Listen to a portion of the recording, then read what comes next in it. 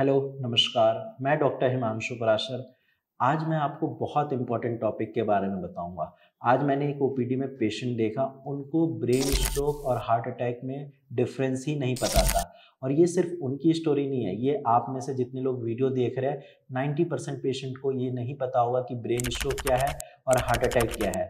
और उनके लिए ये दोनों चीज़ें सेम होती है, बट ये दो अलग अलग बीमारियां हैं और इनका मैनेजमेंट, इनका ट्रीटमेंट भी बहुत ज़्यादा अलग होता है।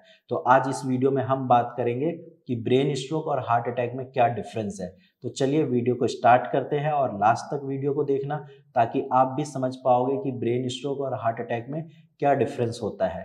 तो चलिए वीडियो स्टार्ट करते हैं। सबसे पहले हम बात करते हैं ब्रेन स्ट्रोक के बारे में। ब्रेन स्ट्रोक यानी कि जब आपके ब्रेन में ब्लड फ्लो एकदम से रुक जाए, यानी कि सडन स्टॉप हो जाए ब्लड फ्लो, तो वहाँ पे ब्रेन स्ट्रोक की प्रॉब्लम होती है। या फिर आपके ब्रेन में कोई नस फट जाए तो वहाँ पे ब्रेन स्ट्रोक की प्रॉब्लम होती है। अब ब्रेन स्ट्रोक अक्सर होता किनको है, जिनका ब्लड प्रेशर ज़्यादा होता है या जिनको शुगर की दिक्कत होती है, तो ऐसे पेशेंट में ब्रेन स्ट्रोक होने के चांसेस ज़्यादा होते हैं। और जब किसी को ब्रेन स्ट्रोक होता है तो ब्रेन स्ट्रोक में उनके ब्रेन के टिश्यू डैमेज होने लगते हैं और पेशेंट को बहुत सारे सिम्टम्स आते हैं, जैसे कि उनकी बॉडी पैरालाइज हो जाती है। अक्सर आपने देखा होगा कि अपोजिट साइड पैरालिसिस होता है। अगर राइट साइड का ब्रेन स्ट्रोक है या ब्रेन हैमरेज है तो लेफ्ट बॉडी पैरालाइज होती है, और अगर लेफ्ट साइड ब्रेन स्ट्रोक आया है तो राइट बॉडी पैरालिसिस होती है।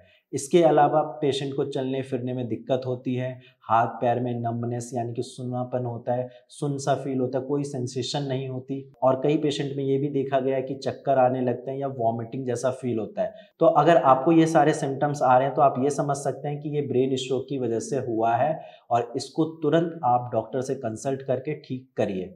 एंड नेक्स्ट पॉइंट हम बात करते हैं हार्ट अटैक के बारे में।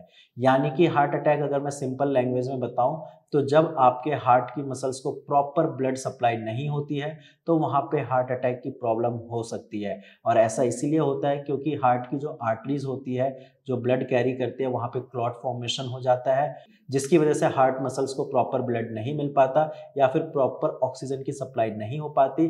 फिर वहाँ पे हार्ट अटैक की प्रॉब्लम स्टार्ट हो जाती है। और जब वहाँ पे कोई क्लॉट फॉर्मेशन होता है तो हार्ट की मसल्स डैमेज होती है, वहाँ के जो टिश्यू है वो डिजनरेट करने लगते हैं, वो डैमेज होने लगते हैं।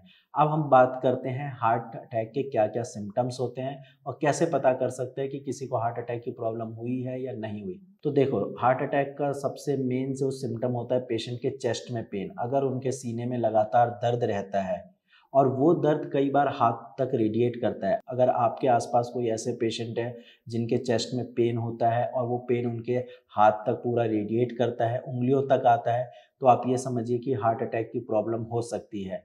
इसके अलावा कई बार ये पेन बैक की तरफ भी जाता है और कई बार उल्टी जैसा भी फील होता है। और इसके अलावा जो है शॉर्टनेस ऑफ ब्रेथ होता है, यानी कि सांस लेने में भी दिक्कत आती है। कई बार आपने देखा होगा हार्ट अटैक के पेशेंट थोड़ा बहुत अगर काम कर लेते हैं तो सांस उनकी फूलने लग जाती है।